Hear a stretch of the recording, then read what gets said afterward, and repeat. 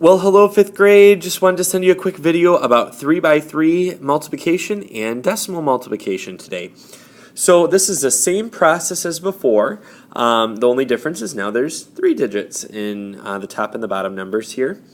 When we multiply this, just like before, we always want to start out with our estimate. And when I deal with numbers that are in the hundreds, I want to round to the nearest hundreds.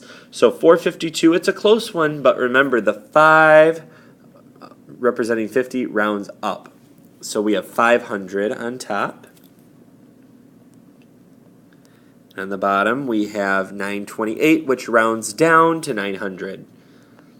Remember, your best friend is 0. And in this case I have 4 of them, which is lovely.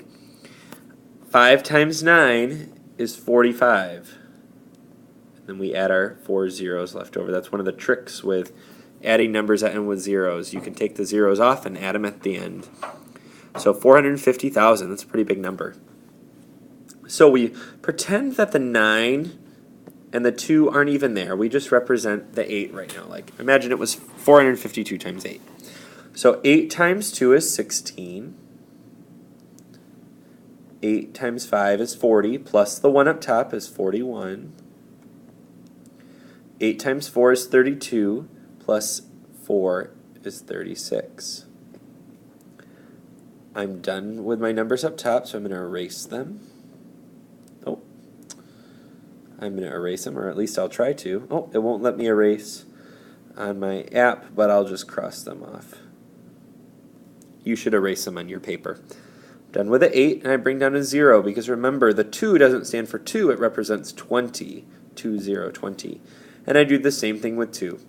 2 times 2 is 4, 2 times 5 is 10, carry the 1, and 2 times 4 is 8, plus 1 is 9. Cross off my numbers up top, and I'm left with 9. 9 represents 900, this is the new thing. So 900, there are 2 zeros.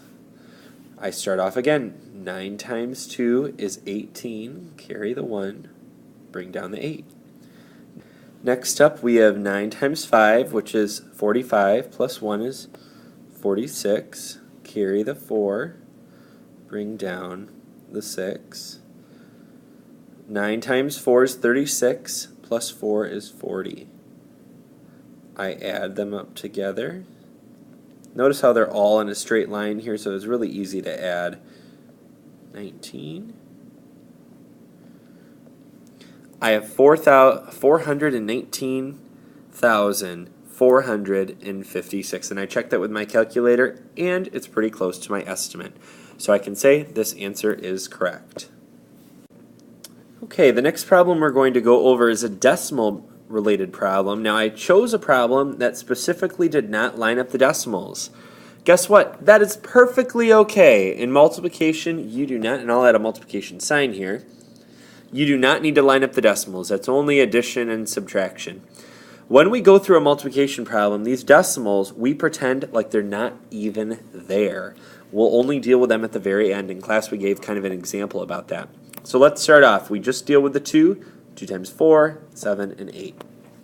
So 2 times 4 is 8. 2 times 7 is 14, so I carry my 1, bring down the 4. And 2 times 8 is 16, plus 1 is 17. I get rid of my 1, and I start over. Cross off my 2. Now the 7, remember the decimal isn't here, represents 70, so I add my 0 below. Same process as before, 7 times 4 is 28. 7 times 7 is 49, plus 2 is 51. Carry the 5, bring down the 1. 7 times 8 is 56, plus 5 is 61.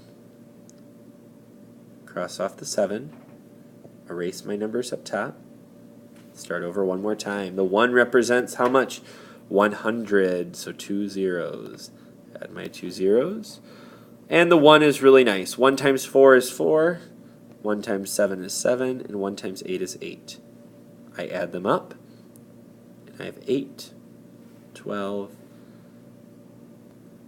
actually that's 13, carry the 1, 10, and 15. Now I have solved my problem, so I need to check it with my, what did we forget? Our estimate. Shame on you, Mr. Weiner. 78 rounds to 90, and 1.72 rounds to 2, which is 180. Shame on me for forgetting that. So I checked my answer with my estimate. Well, 150,000 compared to 180. Oh, that's right, I forgot my decimal. I need to add that back in. Now, how we do this, as we talked about in class, is you count the numbers that come after the decimal above. So up here there's 1, 2, 3 numbers that come behind our decimal. So below we'd add our decimal where there's 3 numbers, 1, 2, 3, that come after it. Now just looking with our estimate here, 180, it makes sense that the decimal would go here, so it would be 150 and a little bit of change. If you put it here, it would be 15. If you put it here, it would be 1,503. So this is what makes sense. I hope that helps you understand how to do 3 by 3 and decimal multiplication.